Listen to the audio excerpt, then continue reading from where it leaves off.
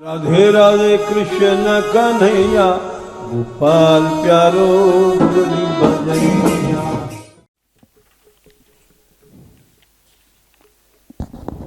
जय श्री राधे, जय श्री राधे।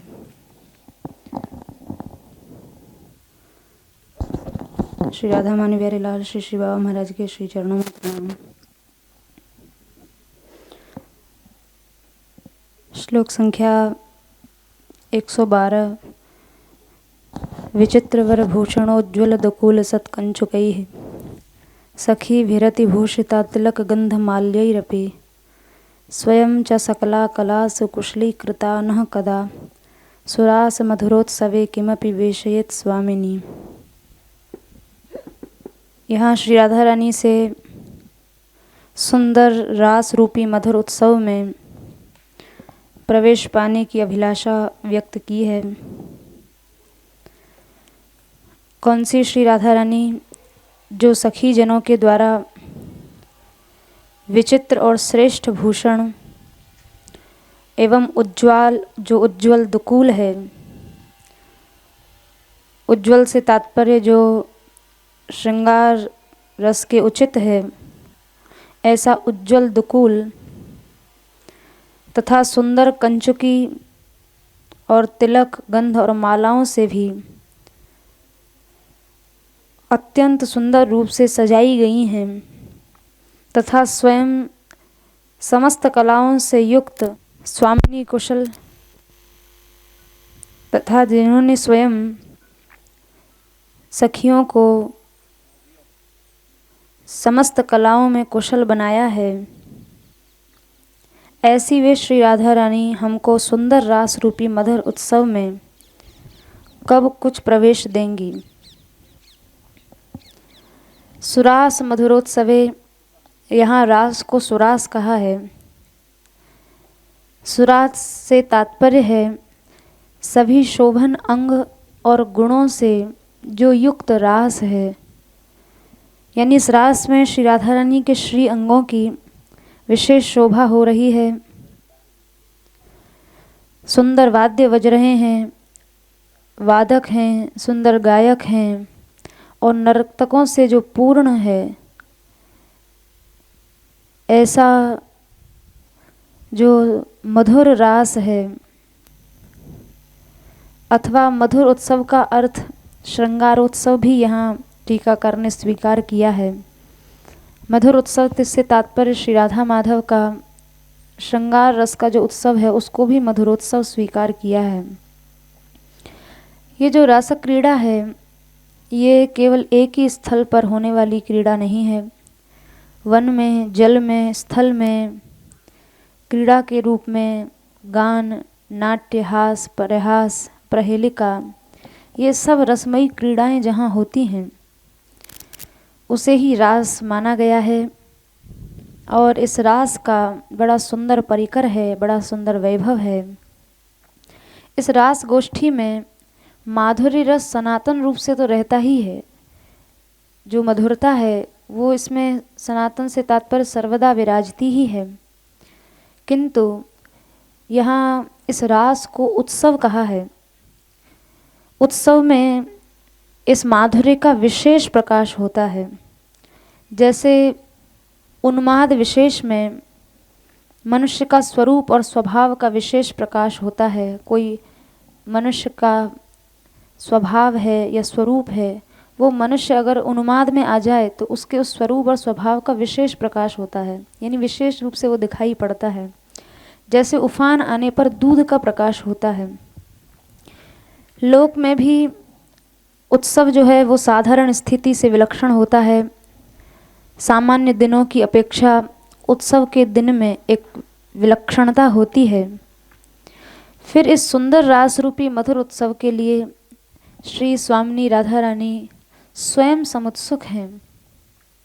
यहाँ श्री राधा रानी को स्वामिनी कह के संबोधित किया है, तो स्वामिनी कहने का ये आशय है, राधा रानी ममता पूर्वक ये समझती हैं कि ये मेरा ही रास है, यहाँ इस रास क्रीड़ा को करने वाली ये मेरी ही सखियाँ हैं।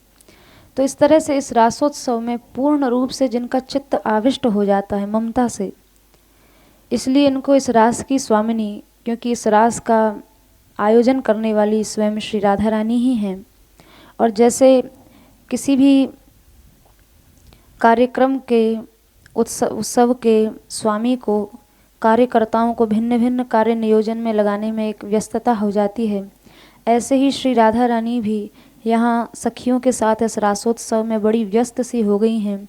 किसी को श्रृंगार रस से उचित वेशभूषा की रचना करना सिखा रही हैं, किसी को अन्य किसी कार्य में नियुक्त कर रही हैं, कार्यों का निरीक्षण कर रही हैं, परीक्षण कर रही हैं। तो इन सब कार्यों में श्री राधा रानी कुछ व्यस्त सी दिखाई दे रही हैं, इसलिए उन्हें स्वामिनी कहा है। सकल कलास्तु कुशली कृतानः। ग्रंथकार कह रहे हैं ये श्री राधा रानी, ये स्वामिनी कैसी हैं? सभी कलाओं में जिन्होंने हम सब सखियों को कुशल बनाया है।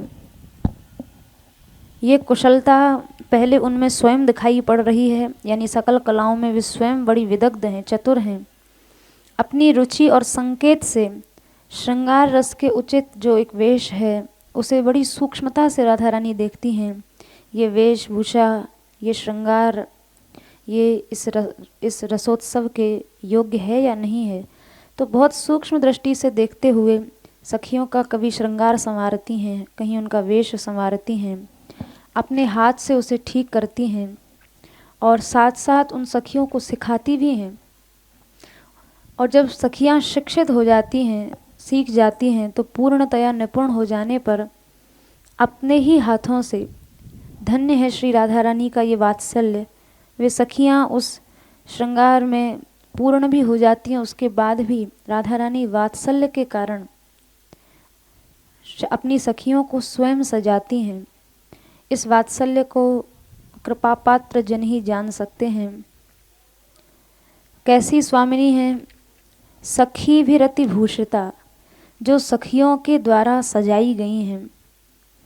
यहाँ सखी भी अति भूषिता, भूषिता कहने से भी काम चल सकता था, लेकिन अति भूषिता शब्द का प्रयोग किया।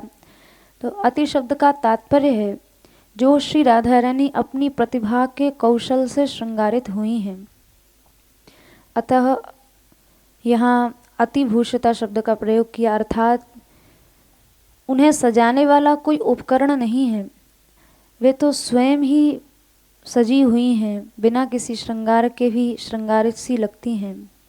विचित्र वर भूषणोज्ज्वल दुकूल सत्कंचुकई। फिर जिन उपकरणों को उन्होंने धन्य बनाया है वे श्री राधा रानी, जिनका श्री अंग आनंद और लावण्य से भरा हुआ है। तो जब जिनका श्री विग्रह ही साधारण नहीं है तो उनके भूषण और वस्त्र कैसे साधारण होंगे? जो आनंद और लावण्य से परिपूर्ण अंग वाली हैं, इसलिए उनके लिए वैसे ही अद्भुत भूषण सजाने के लिए चाहिए। तो यहाँ सखियों ने जो उनको आभूषण और परिधान धारण कराया है, इसलिए ग्रंथकार ने उसे विशेषण दिया विचित्र वर भूषणोज्ज्वल दुकूल सत्कंचुकई। इन आभूषणों में और इन वस्त्रों में विचित्रता है।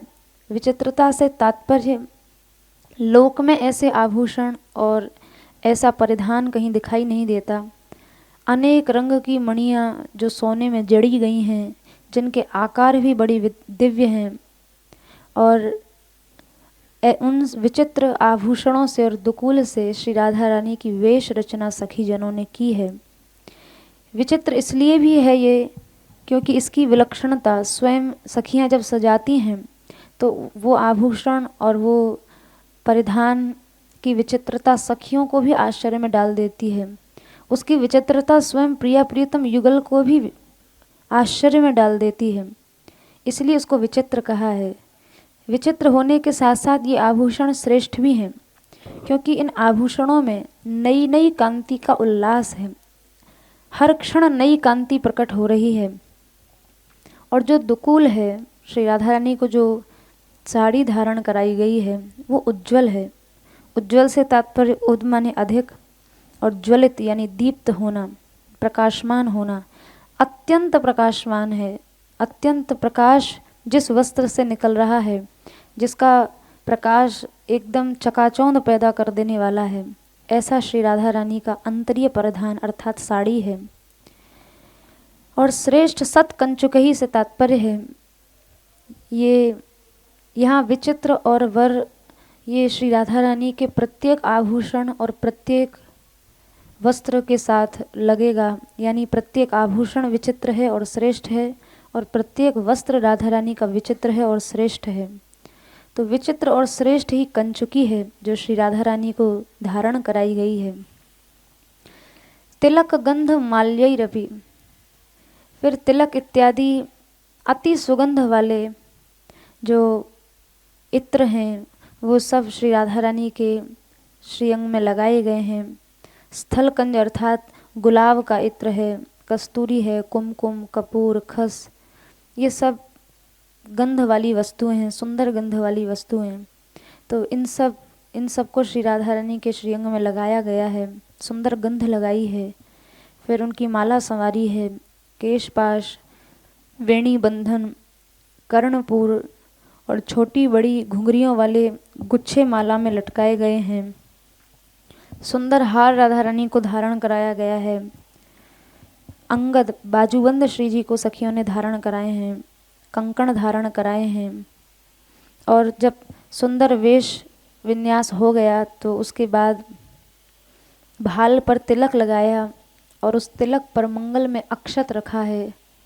फिर श्री राधा रानी को सजा देने के बाद पान का बीड़ा सखियों ने दिया है। और जब पूर्ण रूप से अलंकृत हो गई तो उसके बाद दर्पण दिखाया है। फिर नज़र उतारने के लिए राई मिर्च का निर्मंजन किया है, राई मिर्च को वारा है, आरती उतारी है। और इस तरह से 16 श्रृंगार 12 आभूषण सखियों ने श्री राधा रानी को धारण कराए हैं। कौन सी श्री राधा रानी? जो सकला कलासु जितनी कलाएं हैं, प्रसिद्ध कलाएं, अप्रसिद्ध कलाएं, प्रसिद्ध अप्रसिद्ध से तात्पर्य है जो जिनको संसार में लोग जानते हैं अथवा जो अलौकिक हैं, जो लोगों के द्वारा, लौकिक मनुष्यों के द्वारा जानी नहीं गई हैं, ऐसी समस्त प्रसिद्ध अप्रसिद्ध कलाओं की जो स्वामिनी हैं, उनकी कारणभूता हैं। अर्थात ये सभी कलाएं, ये सभी विद्याएं जिन श्री राधा रानी से ही प्रकट हुई हैं, ऐसी वे श्री राधा रानी उन समस्त कलाओं से संपन्न होकर विराजमान हुई हैं। यहाँ समस्त कलाओं का कारणभूत टीकाकार ने श्री राधा रानी को माना है और इसलिए भी उनको स्वामिनी कहकर उनका भाव है कि ग्रंथकार ने संबोधित किया है। जैसे कार्य अपने कारण के अनुगत होता है, वैसे ही यहाँ सभी कलाएं श्री राधा रानी के अनुगत हैं। वे कौन कौन सी कलाएं हैं, उनमें से कुछ कलाओं का निर्देश टीकाकार ने किया है। जैसे श्री राधा रानी धातुओं का चित्र बनाने में तो आचार्य हैं, धातुओं के बड़े सुंदर सुंदर चित्र बनाती हैं।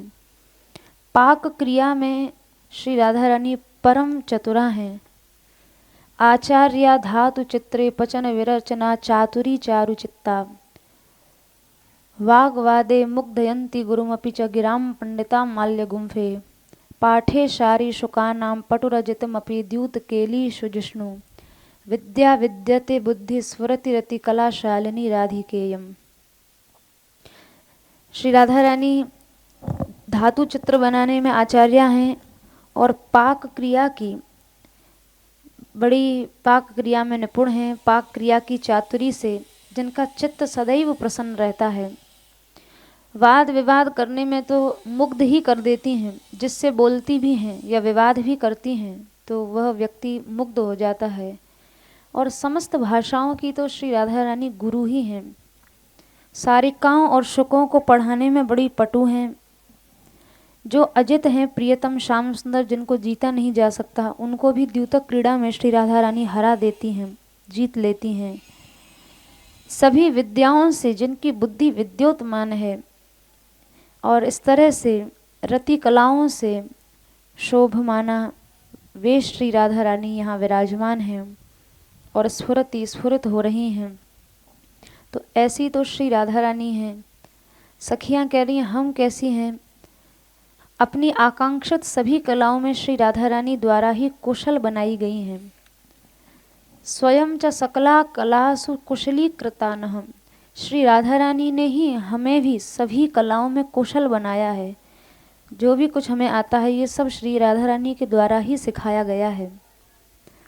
आचार्य की भांति करताल देकर उन्होंने हमें सिखाया है, यानी विधिवत ये शिक्षा अध्ययन हुआ है। किस तरह से भावों को नाट्य, ज्ञान, वाद्य, वेश आदि के द्वारा प्रकट किया जाता है ये भी बताया है, और किस तरह आंतरिक भावों को अभिनय के द्वारा प्रकट किया जाता है ये भी श्री राधा रानी ने हमें सिखाया है।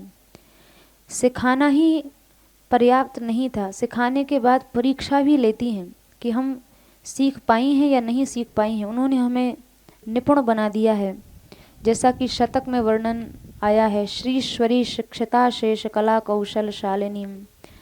श्री ईश्वरी द्वारा सिखाई गई समस्त कलाओं में कौशलशालिनी है ये सब सहचरियाँ। तो श्री ईश्वरी ने ही इनको समस्त कलाओं में कुशल बनाया है, ये बात शतक के प्रमाण द्वारा भी पुष्ट की गई है। तो यहाँ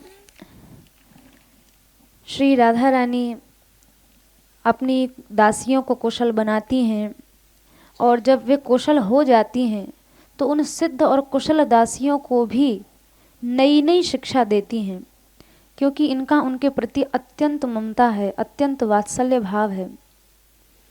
यानी जिन सखियों को सब कुछ सिखा दिया गया है उन्हें भी ममता और वात्सल्य के कारण नई नई शिक्षा देती रहती हैं, जो सखियों के हृदय में एक विशेष आनंद को जन्म देती है। सखियां जानती हैं श्री राधा रानी ने सब कुछ सिखा दिया है, उसके बाद भी और नई नई कलाएं सिखा रही हैं। राधा रानी का हमारे प्रति विशेष वात्सल्य है, ममता है। तो ये सब विचार करके श्री जी बहुत प्रसन्न, सखियां बड़ी प्रसन्न होती हैं। और भी एक बात है कि पूर्ण वेशभूषा आदि से सजी हुई होने पर भी कुछ अपनी विशेष प्रतिभा से अर्थात विलक्षण ही रचना अपने हाथों से श्री राधा रानी ने स्वयं की है, इसलिए भी यहाँ किमपि शब्द का प्रयोग हुआ है।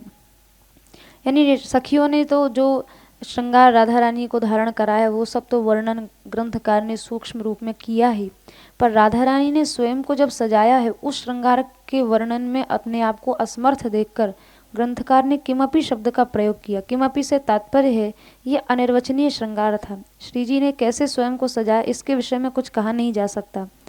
तो यहाँ किमपि शब्द से इस रचना की एक अनिर्वचनीयता द्योतित होती है। श्री राधा रानी का ये जो श्रृंगार है, जो ग्रंथकार ने एक चरण में विचित्र वर भूषणोज्ज्वल दुकूल सत्कंचुकई इस चरण के माध्यम से प्रकट किया है, उस श्रृंगार और आभूषण और उन कलाओं के विषय में उज्ज्वल नीलमणि आदि ग्रंथों में भी वर्णन प्राप्त होता है। जैसे स्नाता नासाग्र जाग्र गन्म रसित पटा सूत्रणि नद्धवेणी सोत्तं सा चर्चितांगी कुसुमित चिकुरा स्रग्वणी पद्महस्ता तांबूलास्योरुबिंदु स्तवकिता चिबुका कज्जलाक्षी सुचित्रा राधा लक्तोज्ज्वलांघ्रि स्फुरति तिलकिनी षोडशा कल्पनीयम।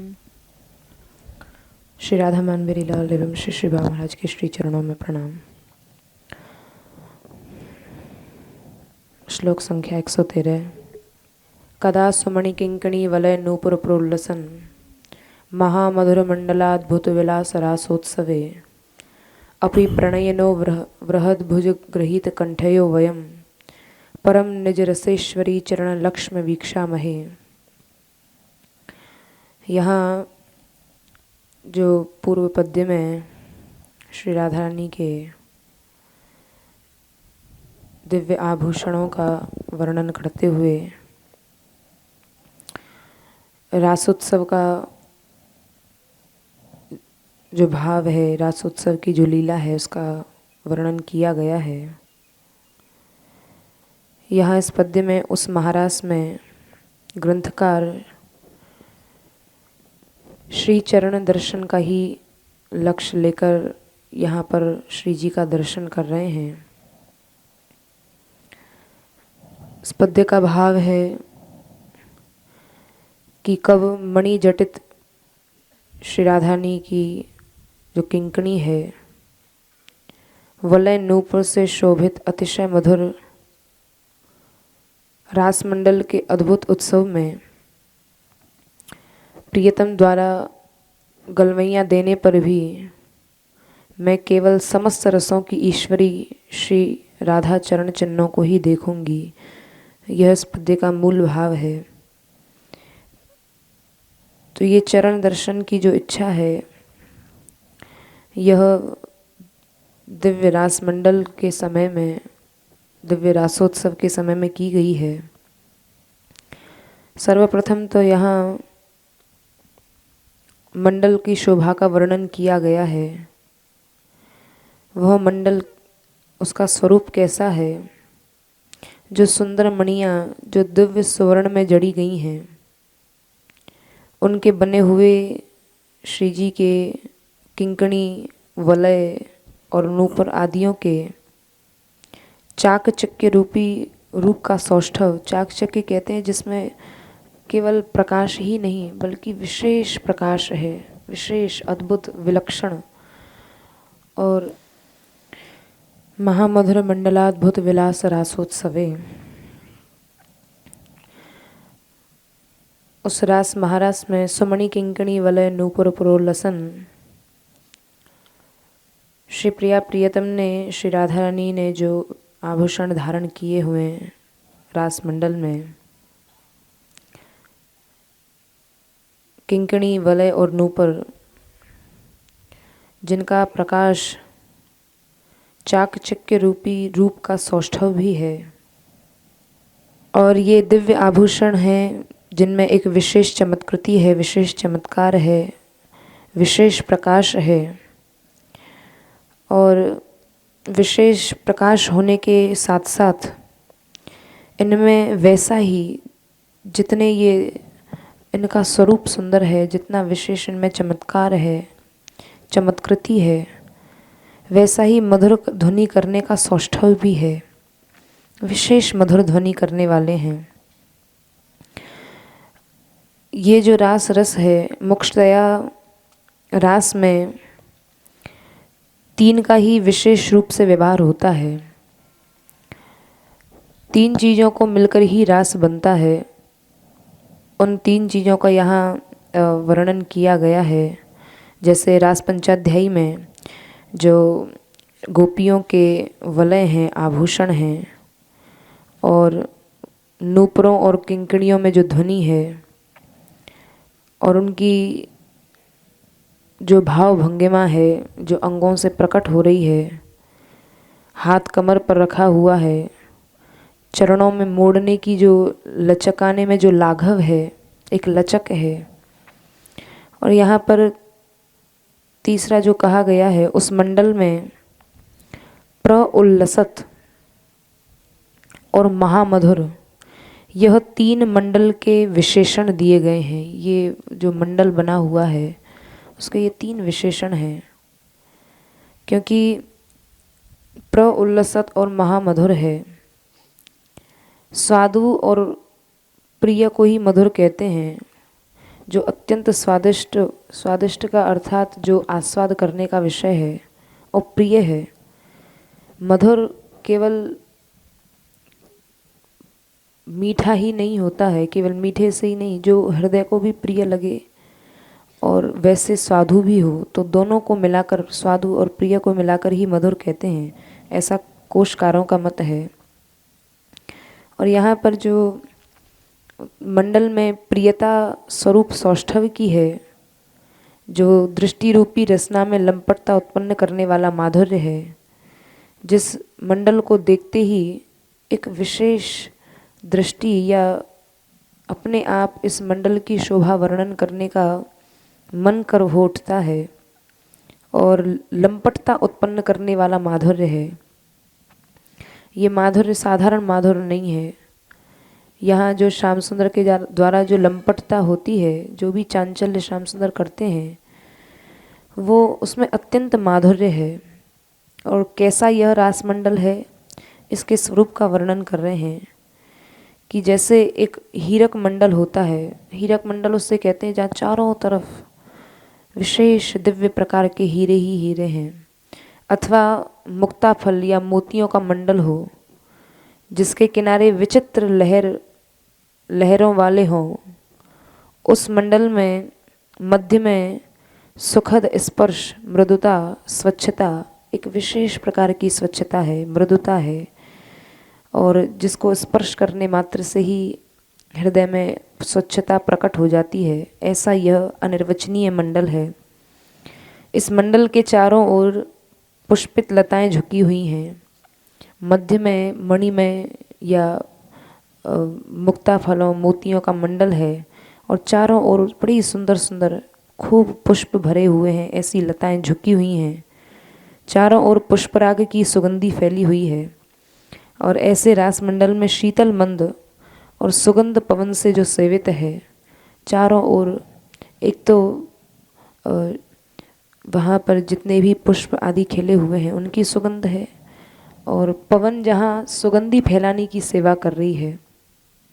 और जिस मंडल में श्री प्रिया प्रियतम विराजमान हो तो उनके दिव्य श्री अंग की दिव्य सुगंधी चारों ओर फैल रही है। तो इसलिए यहाँ उस स्वच्छता को, उस मृदुता को अनिर्वचनीय सा कह दिया है कि एक तो उस भूमि की महिमा, एक तो इस निकुंज में वृंदावन भूमि की एक अचिंत्य शक्ति है, और दोनों युगल सरकार का दिव्य सुगंधी फैल रही है। तो इसको कैसे वर्णन किया जाए, यह अनिर्वचनीय ही कह दिया। तो इस प्रकार उसमें स्वयं ही माधुर्य विद्यमान है, क्योंकि साक्षात माधुर्य की जो देवी हैं जिनसे माधुर्य प्रकट हुआ है, साक्षात वहाँ विराजी हुई हैं। तो यह कह दिया है कि वहाँ स्वयं ही माधुर्य विद्यमान है। और उस समय महामधुरता, बोले यहाँ मधुरता तो कही है, लेकिन इस पद्य में महामधुर, मधुर के साथ साथ महा को भी यहाँ कहा गया है। महामधुर मंडलाद्भुत विलास रासोत्सवे। माँ मधुरता तब आ गई है, वैसे तो यह भूमि मधुर है ही। इस भूमि के प्रत्येक जड़ चैतन्य में मधुरता है, लेकिन यहाँ माँ मधुर कहने से यह प्रकट होता है कि यहाँ जब सखी समूह के साथ प्रिया प्रियतम का इस भूमि में पदार्पण हुआ है, जो मणियों का और मोतियों का, मुक्ता फलों का जो मंडल बना हुआ है, जब प्रिया प्रियतम का पदार्पण हुआ है तो उनके चंचल प्रतिबिंबों से यह मंडल चित्र युक्त सा हो गया है। क्योंकि विशेष चमत्कार जिनमें है, विशेष चमक ऐसी मणियों में है। तो जब अनेकानेक सखी वृंद के साथ प्रिया प्रियतम पधारे हैं, तो जैसे देखा जाता है कि कोई मणि है या कोई मुक्ता फल है, यदि उसमें जब परछाई पड़े तो परछाई के साथ वो व्यक्ति जब हिलता है तो परछाई भी बड़ी जोर से वैसे ही हिलती है।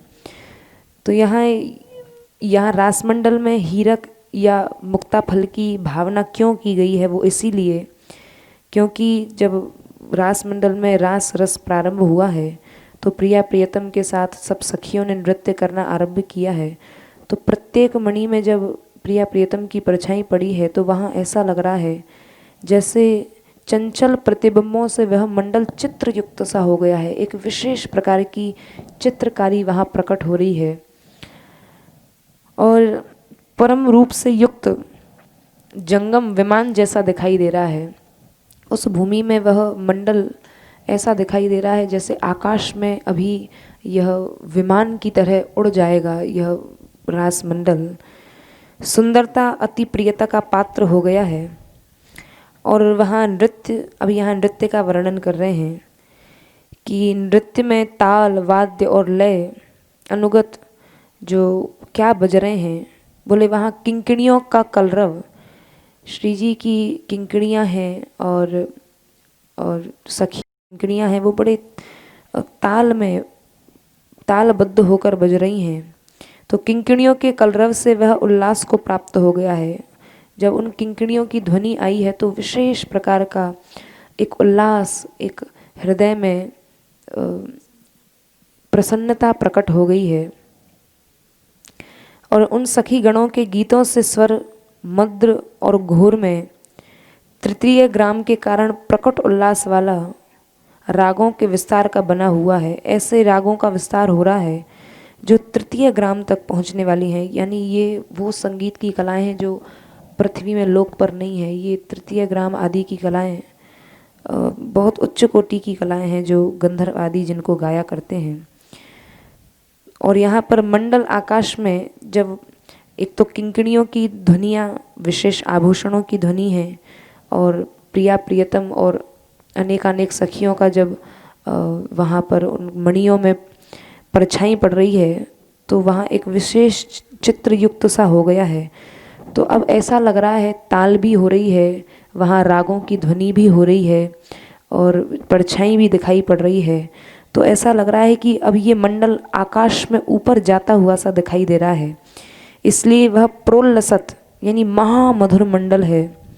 और उसमें विलास कैसा हो रहा है? बोले विलास की विलक्षण चेष्टाएं हो रही हैं। भ्रकुटी, नेत्र, कर और चरण आदि के विन्यास के कारण जिनमें अनेक अभिप्रायों की व्यंजना है, यानी अनेक चेष्टाओं सहित वो चेष्टाएं प्रकट हो रही हैं। कभी भ्रकुटी, नेत्र, कर और चरण आदि के विन्यास के कारण हैं, जिनमें अनेक अभिप्रायों की व्यंजना है, यानी भाव प्रकट करने की शब्द शक्ति को व्यंजना कहा जाता है। भ्रकुटी, नेत्र आदि से ही जहाँ अनेक प्रकार के भाव प्रकट हो रहे हैं, क्योंकि नृत्य आदि में कुशल नृत्यकार उसी को कहा जाता है जो अपने भ्रकुटी, नेत्र, चरण विन्यास आदि से ही भावों को प्रकट कर दे। तो यहाँ पर चरण आदि के विन्यास से जहाँ अनेक अभिप्राय प्रकट हो रहे हैं, वे सभी यहाँ स्वाभाविक हैं और नवीन हैं, नवीन नवीन प्रस्तुत किए जा रहे हैं। अर्थात ऐसे कलाएं जो कभी देखी नहीं गई हैं, ऐसी नवीन नवीन कलाएं वहाँ प्रकट हो रही हैं। और ऐसी नवीन नवीन कहने का तात्पर्य यह है कि उनमें अपनी बुद्धि की अपेक्षा ना रखकर आकस्मिक आश्चर्य उत्पन्न कर देने वाला कोई विलास विशेष हुआ है, जो एकदम से आश्चर्य उत्पन्न कर दे। अरे ऐसा भी चरणों का विन्यास होता है, या भ्रकुटी का टेढ़ा होना, या कर के द्वारा लीला को प्रकट करना हो सकता है। आकस्मिक आश्चर्य। प्रिया जी के विलासों में ऐसी अद्भुतता, यानी जिनसे कलाएं प्रकट हुई हैं, तो जब श्री प्रिया जी नृत्य करेंगी तो स्वाभाविक सी बात है कि वहाँ आश्चर्य उत्पन्न होगा ही। तो यह आश्चर्य किसको उत्पन्न हो रहा है वहाँ? तो यह आश्चर्य बता रहे हैं कि प्रिया जी के विलासों में ऐसी अद्भुतता देखकर वहाँ प्रियतम और सखीगण एकदम चकित हो गए हैं, और चकित होकर श्री जी जो चरण विन्यास कर रही हैं, या अपने हाथ श्री करकमलों के द्वारा हाव भावों को प्रकट कर रही हैं, भ्रकुटी को टेढ़ा कर रही हैं, नेत्रों को चला रही हैं, तो उस समय उस लीला को देखकर सखीगण चकित होकर, प्रियतम चकित होकर खड़े हो गए हैं और सिर को हिलाते हुए साधु साधु कहने लगते हैं कि कमाल है, ऐसा चरण विन्यास, ऐसी भ्रकुटी का चलन, नेत्रों का चलन आज से पहले कहीं नहीं देखा है। आश्चर्य है, परम आश्चर्य है। जब फिर श्री राधा रानी कर लेती हैं, तब श्री जी की जो सखियां हैं वो सखी जन विलास करती हैं, तो उसको देखकर श्री राधा रानी भी चकित हो जाती हैं, उनके लिए भी साधु साधु कहती हैं।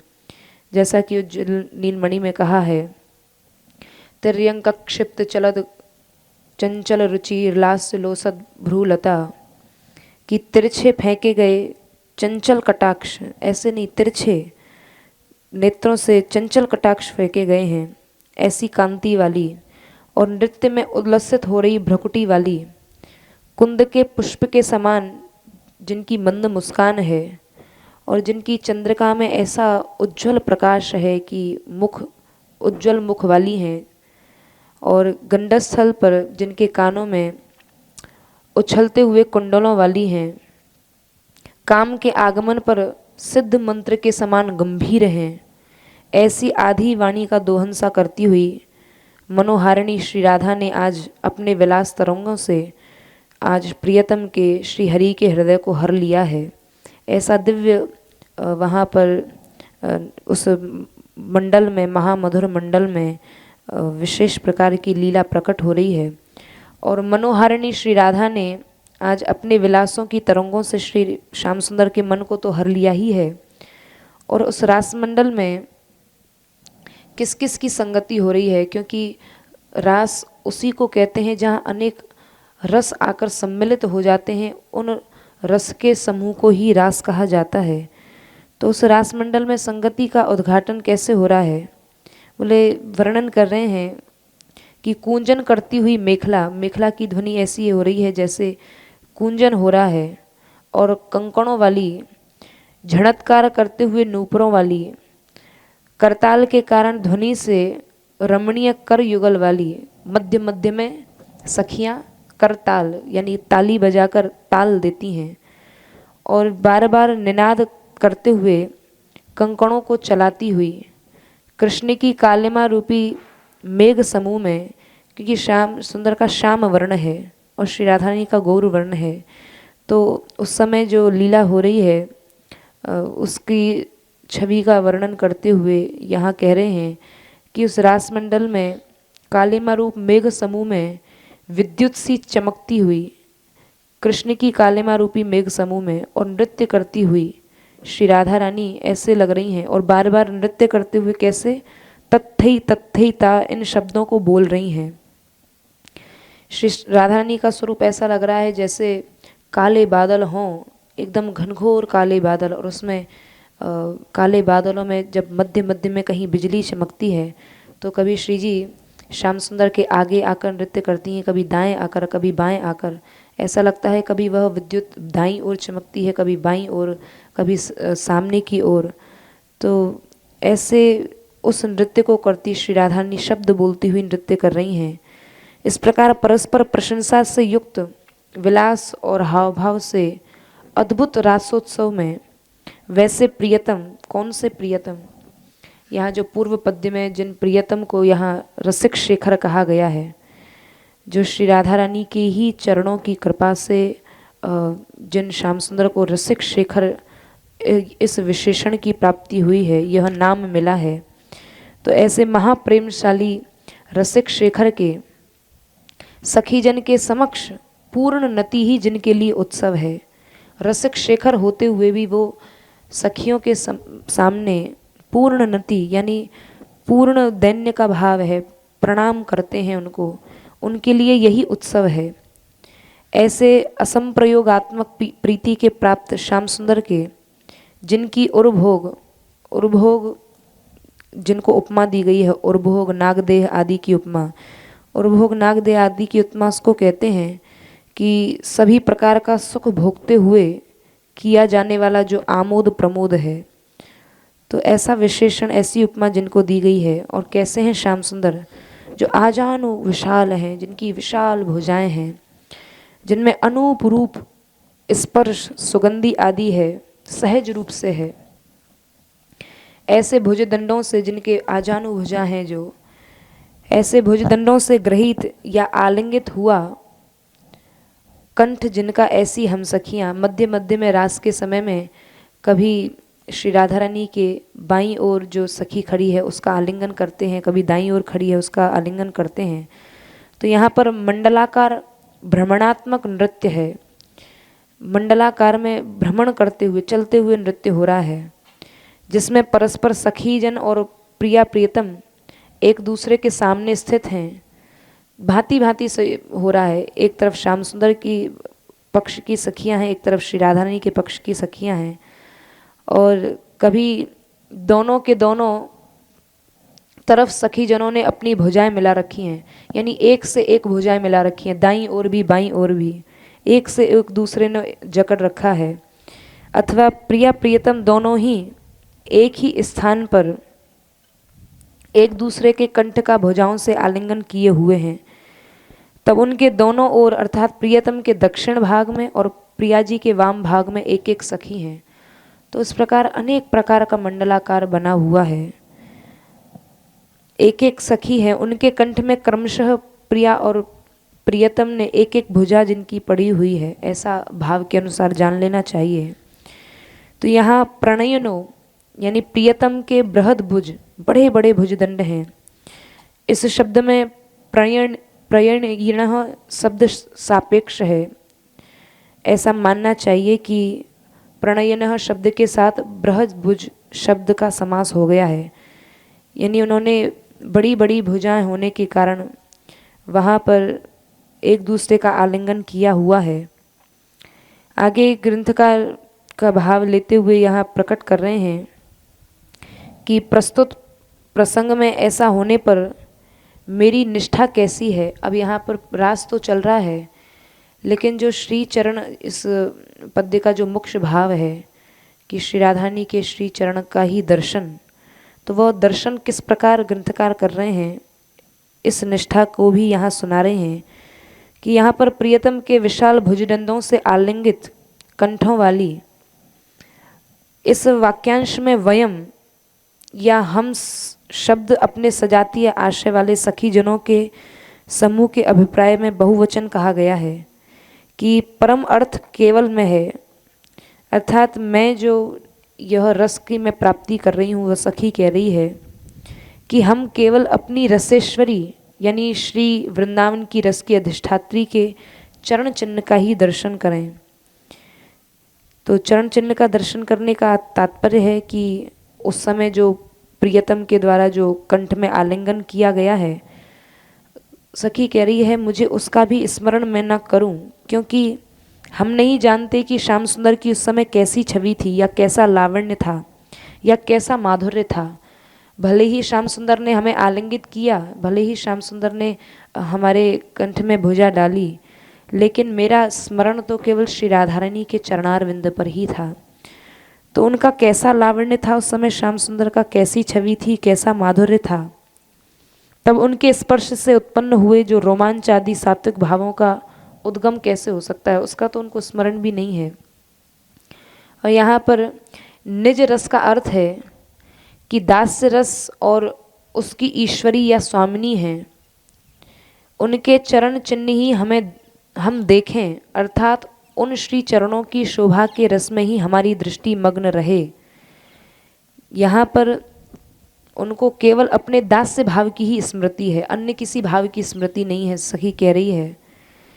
हम देखें कि चरण, श्री राधा रानी जो प्रियतम के साथ चरण विन्यास कर रही हैं, हम देखें कि चरण विन्यास की छवि कैसी है, क्योंकि इन्हीं चरणों में रस का उदय होता है। रस का जो उद्गम स्थान है वो यही चरण है, अन्यत्र कहीं नहीं है।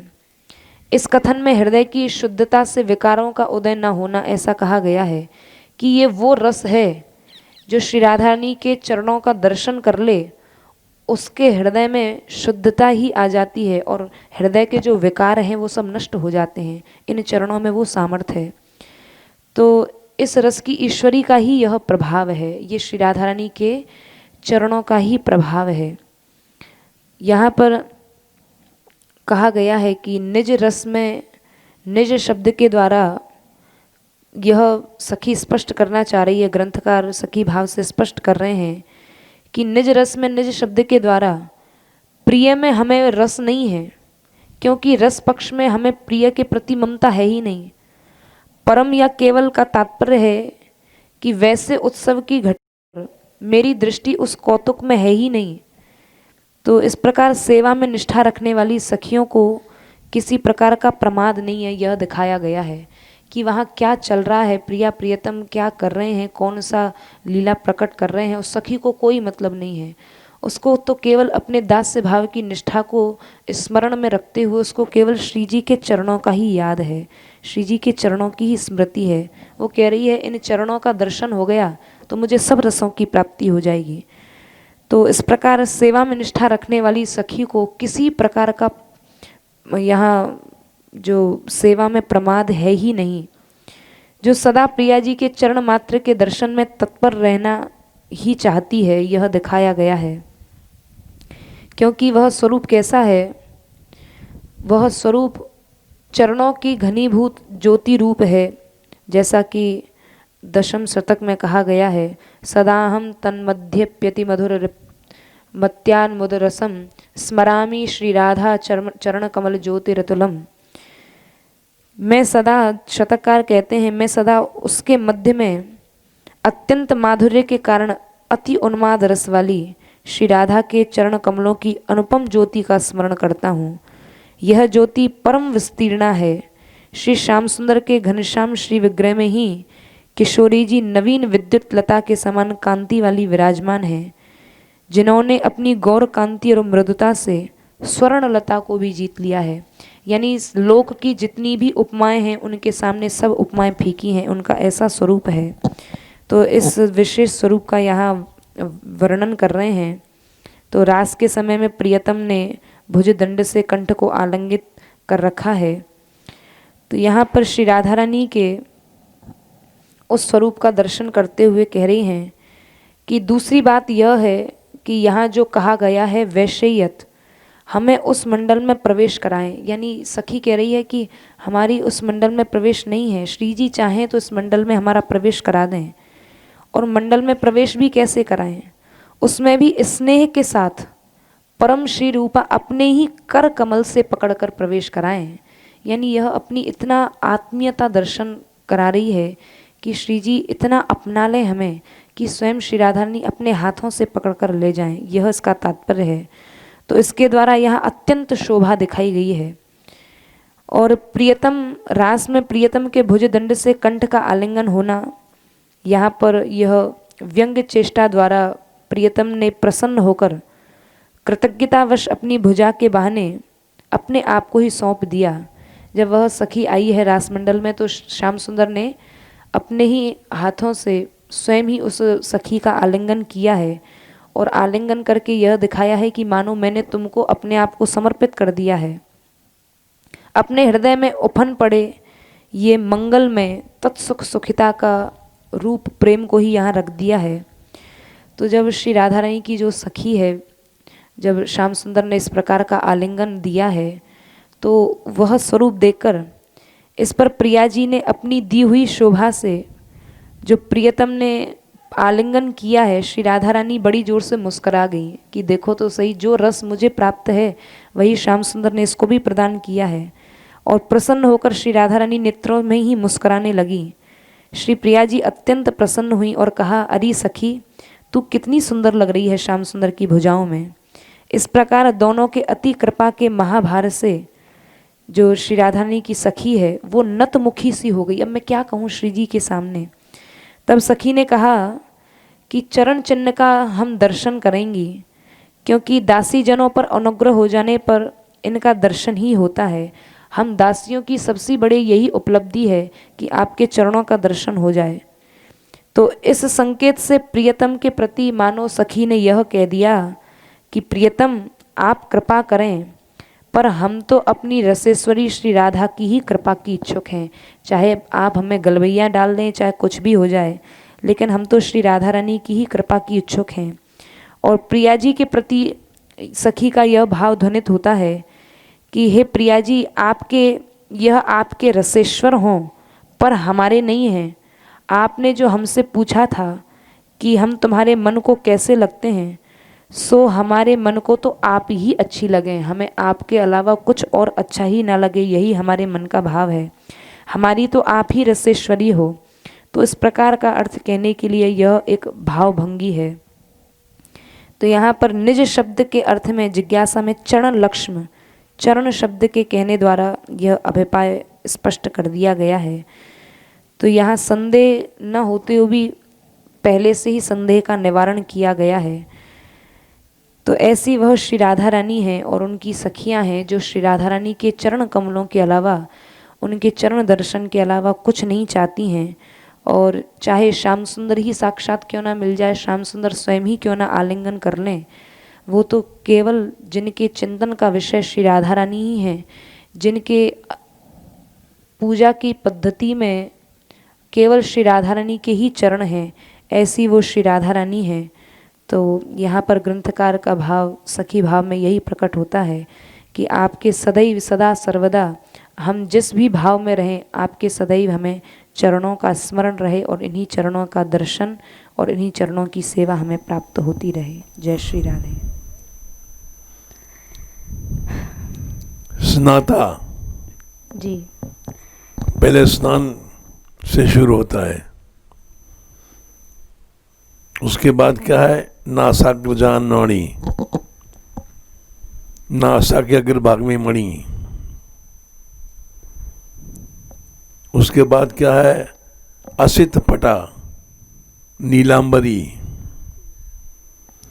असित माने जो श्वेत नहीं है यानी नीला है, असित पटा, नई सूत्रणी, नर्धवेणी, जिसको यहाँ आजकल की लड़कियां फीता कहती हैं, फीता में ऊपर बांधा जाता है वेणी को, तो सूत्रणी नर्धवेणी की सूत्र से वेणी बांधी गई है। सोतंसा, कुंडल,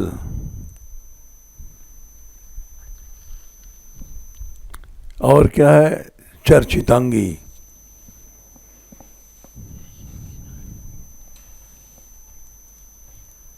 चंदन केसर से सजाई गई हैं।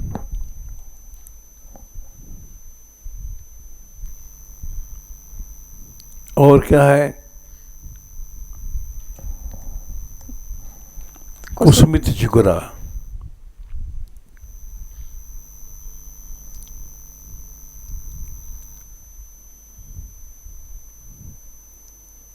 फूलों से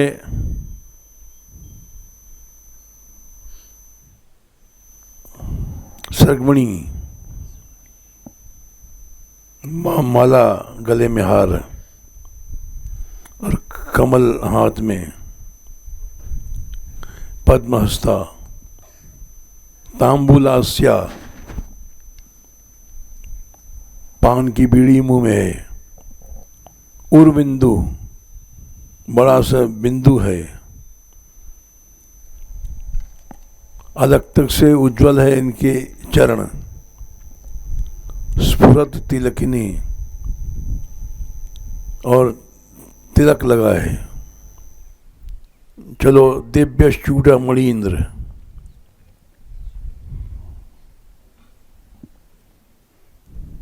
चूड़ामणि से शुरू किया, दिव्य है, और पुरट मने सोने से बनाए भय, कुंडल हैं 2, कांची हैं, कांची में कोंदनी, निष्क गले में पहना जाता है। चक्री क्या है, ये कहाँ पहना जाता है, ये सुनते हैं राजस्थान में होता है चक्र जैसा। शलाका, युग वलय, दोनों भुजाओं में वलय हैं।